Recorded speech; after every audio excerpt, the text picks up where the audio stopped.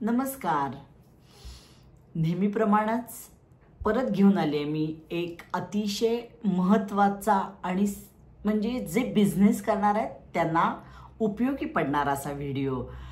मग हा व्हिडिओ काय करायचा आहे, कुठेही स्किप न करता शेवटपर्यंत बघायचा आहे. इथं मी 5 मोठे नारळ खवून बाहेरनंच आणले होते. तुम्ही घरात खवून घेऊ शकता. आणि त्याला आता जेवढ्या वाट्या खोबरं त्याचं निम्मं गूळ आपण घ्यायचा आहे. आता साधारण मला बरोबर 750 ग्रॅम गूळ इथं लागलेला आहे. आता तुम्ही काय करा, 5 नारळ आणल्यानंतर एका वाटीच्या प्रमाणात नारळ मोजा आणि त्याचा निम्मा गूळ घ्या. ज्या मोदक करतात त्यांना हे काय सांगायची गरज नाही. आणि आधी काय करा, थोडा गूळ थोडा वितळून मग त्याच्यात खोबरं घाला. आता इथं तुम्हाला शूटिंग आणि हे सगळं थोडी गडबड माझी झाली. त्यात माझी लेक आज मदतीला नव्हती, त्यामुळं थोडं गडबड झाली. पण आधी तुम्ही थोडा गूळ वितळून घेतला आणि खोबरं घातलं तरी चालतं. पण मी असंच करते, म्हणजे माझं बारीक गॅसवर येता जाता बाकीची कामं होतात. एक 8 ते 10 मिनटांनंतर आपण इथं काय करणार आहे, 1 ते 1.5 टेबलस्पून खसखस. आता खसखस मी आधी भाजून ठेवली होती, म्हणजे नेहमीच मी भाजून घरात ठेवते, तीच घातलेली आहे. थोडी मी आधी का घालते, म्हणजे परत ती छान त्याच्यात परतली जाती. खसखस वजनी घेतली तर 15 ग्रॅम आहे. एक 5 मिनटं छान परतल्यानंतर एक 50 ग्रॅम बेदाणे घातलेत. आता मी शक्यतो ना होलसेल मोदक देते, त्यामुळं मी बेदाणे कधीच घालत नाही. आता 2 चमचे इथं मी पिठी घातली, म्हणजे ज्या आपण आता उकड काढणार, ज्या तांदळाची आपण उकड काढणार आहे पिठीची, त्यातलाच तांदूळ मी घेतला, 2 चमचे घातला. आता असं घातल्यानं आपलं सारण कोरडं व्हायला मदत होती. आणि परत एक छान 2 मिनटं परतून घेतलेलं आहे. पूर्ण कोरडं होस्तोपर्यंत आपल्याला परतायचं आहे. आणि सगळ्यात शेवटी आता आपण वेलदोड्याची पूड घालणार आहोत. सगळं मिक्स करायचं आहे आणि एक 2-5 मिनटाने गॅस बंद करायचा आहे. हे नक्की खात्री करून घ्या की तुमचं सारण पूर्ण कोरडं झालेलं आहे. किंवा छोटीशी गोळी करून बघा, ती गोल झाली तर तुमचं सारण तयार झालेलं आहे. किंवा परतताना हलकं जातं थोडं, आधी कसं ओलं असल्यामुळं घट्ट होतं. आता काय करायचं आहे, आता मात्र उकड काढताना मी दाखवते आहे. आपण मेजरिंग कपच्या प्रमाणात इथं 6 कप आपण घेतलेत. तुम्हाला मी वजनी पण प्रमाण सांगते. 6 कप तांदळाची पिठी म्हणजे साधारण 1 किलो 10 ते 15 ग्रॅम काहीतरी होतं. म्हणजे 1 किलो तुम्ही धरलं तरी चालेल. 1 किलोत बरोबर आपले 60 मोदक तयार होतात. माझे मोदक तयार होतात. तुम्ही परत म्हणाल छोटे मोठे केले तर आमचे एवढेच झाले आणि मला कमेंट कराल. तर माझ्या ज्या प्रमाणात आहे त्याच्यात 60 मोदक तयार होतात. 1 किलो म्हणजे बरोबर 6 कपाचं माझं प्रमाण आहे. 1 किलो 10 ते 15 ग्रॅम काहीतरी झालेलं होतं. आता त्याच्या 6 कपाला मी बरोबर 4 टीस्पून मीठ घेते. वजनी प्रमाणात तुम्ही बघितलं तर 20 ग्रॅम मीठ होतं. तसंच 8 टीस्पून मी तेल घेणार आहे, तर ते तेल साधारण 30 ग्रॅम तेल होतं. साधारण अर्धी वाटी तेल होतं बघा, 28 ग्रॅम झालेलं आहे. आता सगळ्यात महत्त्वाचं, उकड काढताना पाणी किती घ्यायचं. आपण 6 कप पिठी घेतलेली आहे. मग मी इथं नेहमी 5 कप पाणी घेते.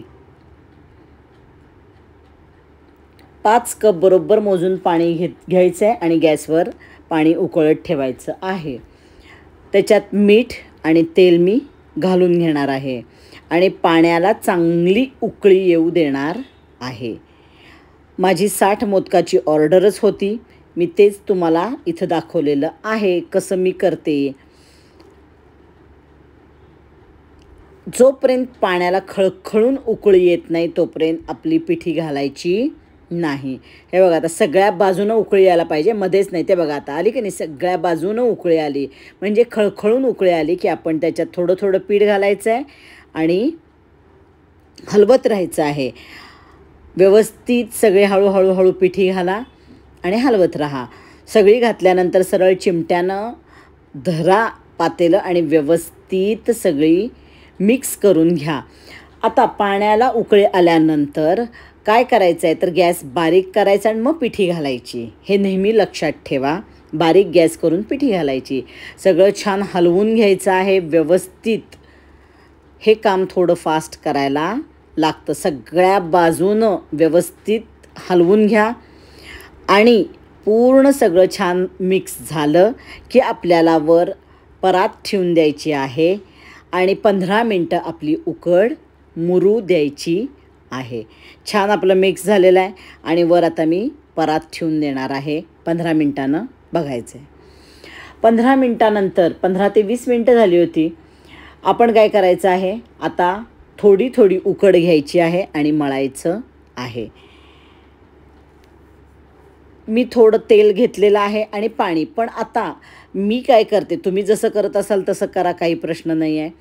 मी थोडं थोडं पाणी घेऊन पहिल्यांदा सगळी उकड मळून घेते. पहिल्यांदाच मी तेल लावत नाही. आता काय करायचं, पाण्याचा हात घ्यायचा आणि मळायचं. थोडं गरम असतं, हाताला चटके बसतात, पण बिझनेस आहे, करायला लागतो आपल्याला. थोडंसं पाणी घ्यायचं आणि काय करा, एक साईड हळूहळू मळत जावा. म्हणजे मग पुढची पिठी आपली थोडी गार होती. जरासं पाणी घ्यायचं, हात लावायचा म्हणजे पाण्याचा, मळायचं. आता ह्याच्यात परत तुम्हाला की जर तुमचा तांदूळ नवीन असेल तर पाणी थोडं कमी लागतं आणि जुना तांदूळ असेल तर तुम्हाला पाणी कमी लागतं. पण आता तुम्ही जर स्वतः पिठी केली तर तुम्हाला माहीत, पण बाहेरनं जेव्हा तुम्ही पिठी आणून करता तेव्हा जरा पाण्याचं प्रमाण बघून पाणी त्याच्यात घाला. आपल्याला माहीत नसतं की तांदूळ म्हणजे कुठला आहे. जुना असेल तर जास्त पाणी घेतं. अशा प्रकारे काय करते, मी थोडं पाणी घेते आणि थोडी मी पिठी मळत जाते. मी अशा पद्धतीनं करते. तुम्ही कसं करत असाल ते पण मला कमेंट करून सांगा, म्हणजे बाकीच्या मैत्रिणींना त्याचा पण उपयोग होईल. असं करत सगळी पिठी मी मळून पहिल्यांदा घेतलेली आहे. आता काय झालं, सगळी मळून झालेली आहे आणि आता थोडीशी पिठी घेते मी आणि आता ही परत व्यवस्थित पाण्यानं, आता आपल्याला मोदक करायचे तर हे काय करायचं आहे, पहिल्यांदा पाण्याचा हात लावून छान मळून घ्यायचे. व्यवस्थित मस्त मऊ व्हायला पाहिजे आणि थोडा नंतर तेलाचा हात लावायचा आहे आणि छान मऊसर करून व्यवस्थित घ्यायचे आहे. आणि काय करायचं आहे, गोळे करून घ्यायचे. तुम्हाला ज्या साईजचे मोदक करायचेत त्या साईजचे गोळे करून घ्यायचे आहेत.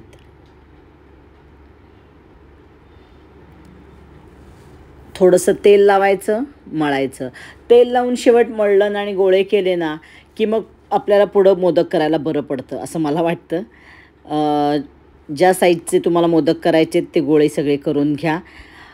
आणि आता आपण जेव्हा तुम्ही प्रोफेशनली मोदक करणार तेव्हा हातानं तुम्हाला शक्य नाही आहे त्याची पारी करणं. असं पुरी मशीन मिळतं, ते घ्यायचं आहे. त्याला मी प्लॅस्टिक लावलेलं आहे दोन्ही साईडला, प्लॅस्टिकची पिशवी. आणि आता काय करायचं आहे, गोळा करायचा आणि त्याच्यात पारी करून घ्यायची आहे आणि आपल्याला आता मोदक घडवायचा आहे. आता मी नेहमी म्हणल्याप्रमाणे माझा नेहमी पहिला मोदक थोडा पुढं मागं होतो. मी मागं पण तुम्हाला म्हणलं तसंच इथं पण थोडं पुढं मागं होतो, पण नंतरचे मोदक सुंदर व्यवस्थित होतात. तुम्ही ज्या पद्धतीनं मोदक करता त्या पद्धतीनं पुढं तुम्ही चुन्या घालून मोदक करा. डाव्या हातानं त्याच्या पाकळ्या छान बंद केल्यात ना की डाव्या हातात आपल्या ताकद नसते, त्यानं छान त्या मिटल्या जातात. मी अशा पद्धतीनं करते आणि अशा पद्धतीनं आपण काय करायचे, सगळे मोदक करून घ्यायचे. आता माझ्या याच्यात काय होतं ना, माझं मोठं इडली पात्र आहे, त्याच्यात 18 मोदक पहिला उकडले जातात. मग मी काय करते, 18 गोळे करून घेते, 18 मोदक पहिला करून घेते आणि मग ते उकडायला ठेवते. आता हे बघा, आता जरा दुसरा मोदक छान होईल, व्यवस्थित होईल. पहिला थोडा नेहमीच माझा तरी असा होतो, तुमचा कसा होतो माहीत नाही मला, दाखवते त्याप्रमाणे छान कळ्या पाडायच्या आहेत. जवळ पाडा. आता जेव्हा तुम्ही घरात 11 मोदक करणार, 21 मोदक करणार तेव्हा तुम्हाला कलाकुसर करायला वेळ असतो. पण जेव्हा तुम्ही अशा मोठ्या ऑर्डर घेणार तेव्हा मात्र थोडं आपल्याला काम फास्ट करायला लागतं, कारण वेळेचं बंधन असतं. आपल्याला वेळेत ऑर्डर द्यायला लागती, त्यामुळं थोडे फास्ट काम करायला लागतं, त्यामुळं खूप कलाकुसर करायला वेळ मिळत नाही. आणि अशा प्रकारे सगळे मोदक पहिले 18 मी करून घेणार आहे. आता कलाकुसर म्हणजे तुम्हाला अगदीच खूप छान व्यवस्थित तर काय करायचं आहे, वर कळी दाबली की परत खाली दाबत जायचं आहे, असं शेवटपर्यंत दाबत जायचं, म्हणजे ते मोदक खूप रेखीव होतात. पण मला सांगू ना, मला आता तो सवय झाली आहे फास्ट करायची, त्यामुळं मी हे करायला जात नाही, पण ते तुमच्यासाठी दाखवलं आहे. आणि कळ्या डाव्या हातानं बंद करायच्या आहेत सगळ्या. आणि इथं माझा प्रॉब्लेम झाला, माझा मोबाईल बंद पडला, त्यामुळं ते शेवटचं राहिलेलं आहे. अशा प्रकारे मी पहिला आधी 18 मोदक केलेले आहेत. मी पाणी उकळत ठेवलेलं आहे आणि मोदक पाण्यात पूर्ण बुडू द्यायचं आहे आणि आपल्याला उकडायला ठेवायचं आहे. इडली पात्रात एक सोडून एक आपण त्याच्या हे घ्यायच्या आहेत. खाली हे ठेवलं की मधली आपण हे घ्यायची नाही आहे, त्याची प्लेट त्याच्यावरची घ्यायची, म्हणजे मोदक आपले छान व्यवस्थित राहतात. आणि एक 25 मिनटं मी साधारण मोदक उकडून घेणार आहे. 25 मिनटानंतर मी मोदक काढून ठेवलेले आहेत. मी कापडी म्हणजे कॉटनचं पांढरं कापड नेहमी वापरते खाली इथं, कारण पानं बिनं मी वापरली तर थोडंसं कधी कधी रंग लागायचा, मग थोडं कंप्लेंट्स म्हणून मी सरळ असं करते. आणि गार झाल्यानंतर मोदक काढा, म्हणजे खाली अजिबात चिकटत नाहीत.